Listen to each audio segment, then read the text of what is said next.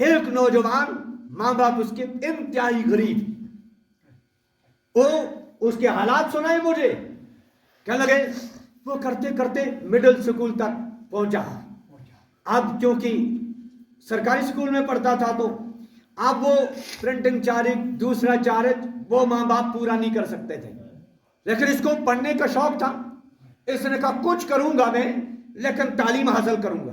پھر اس نے ریڑھا لگایا بازار میں، چنے بھون کے وہ چنے بیچتا تھا، ایک دن چنے بیچتا تھا، ایک دن سکول جاتا تھا، اچھے نمبرات سے کامیابی حاصل کی، یہاں تک کہ یونیورسٹی تک پہنچ گیا۔ اللہ اکبر، اندازہ نہیں کر سکتے۔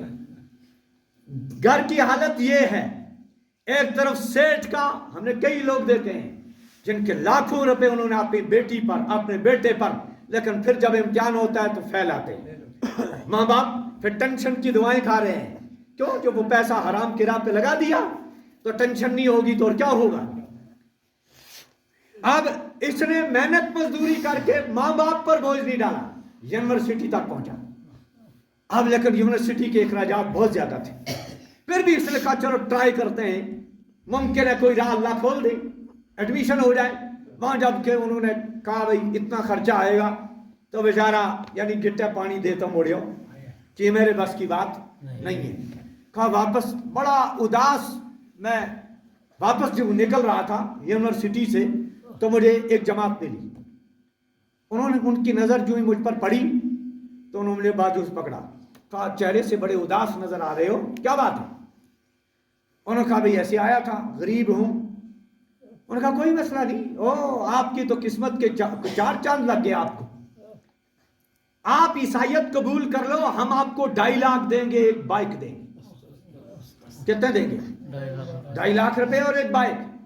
اس نے کہا مجھے عیسائیت پہ لعنت بھیجنی، مجھے کیا کرنا ہے، لیکن ان کے سامنے میں ایک عیسائی بن جاؤں گا، مجھے 2.5 لاکھ مل جائیں گے، بائک بھی مل جائے گی، میری تعلیم ہو جائے گی۔ تو انہوں نے کہا میں ابھی بنتا ہوں، نہیں بنوں، ابھی بنتا ہوں۔ انہوں نے کہا نہیں کل آنا، آپ کل آنا، کل آپ یہیں آنا، ہم آپ کو اپنے آفس میں لے جائیں گے۔ آیا، کہا رات کو نیند بھی نہیں آئی خوشی سے، 2.5 لاکھ ملنے والے، کہا کسی طرح کروٹ، کب رات ختم ہو جائے صبح ہو جائے۔ کہا جب صبح ہوئی تو دوڑا کسی طرح یونیورسٹی، ادھر ادھر دیکھتا ہوں یا اللہ کہیں غائب تو نہیں ہو گئے۔ کہا وہ انتظار کر رہے تھے، ایک دم پکڑا بازو سے اور لے گئے اندر اپنے آفس میں، وہاں یونیورسٹی میں اندر کمرہ کرائے پہ لیا تھا، کہا لے گئے اندر، وہاں گئے تو کہا اچھا کیا ہوا؟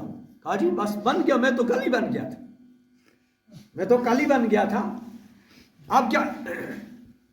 انہوں نے کہا ہو کشمیری،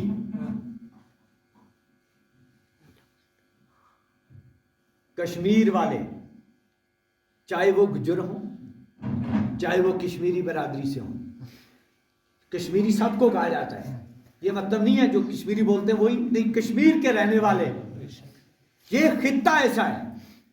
مولانا سجاد نعمانی صاحب دامت برکاتہم وہ فرماتے تھے کوئی کشمیر کے متعلق کوئی بات کہتا ہے مجھے ایسے لگتا ہے کوئی مدینے والوں کے خلاف کچھ کہہ رہا ہے۔ کہو کشمیر والوں اللہ نے تمہیں کیا دولت دی ہے، تم اولیاء اللہ کا تذکرہ سنتے ہو تمہاری آنکھیں بہنے لگ جاتی ہیں، تمہارے دل اتنے اللہ نے نرم رکھے ہیں۔ یہ کشمیر کی دھرتی کی خاصیت ہے جو اولیاء اللہ سے محبت کرتی ہے، فقہ محدثین سے محبت کرتی ہے، صحابہ کرام سے محبت کرتی ہے، محمد رسول اللہ سے محبت کرتی ہے۔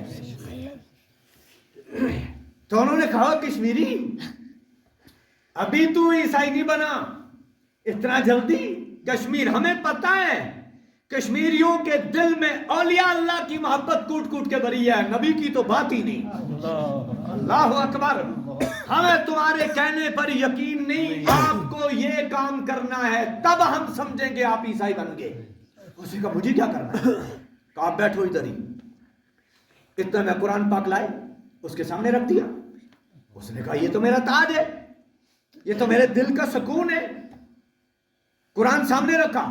کہا اتنے میں وہ ملعون گیا، اس نے کموڈ کے بیچ میں سے پاخانہ نکال کے لائے اور کہا اپنے ہاتھ سے قرآن پہ رکھ۔ اللہ اکبر، اپنے ہاتھ سے قرآن پہ رکھ۔ ہم سمجھیں گے کہ آپ عیسائی بن گئے. کہا جو ہی پاخانہ سامنے آیا تو میں نے اللہ سے کہا اے اللہ اب میں 2.5 لاکھ لوں گا تیرے قرآن پہ پاخانہ رکھے؟ کہا ہرگز نہیں. کہا میں نے قرآن اٹھایا سینے سے لگایا اور اسی طرح لے کر بھاگ کے گھر پہنچ گیا. میں نے کہا میں پیشاب کرنے کو تیار نہیں ہوں ان 2.5 لاکھ پہ.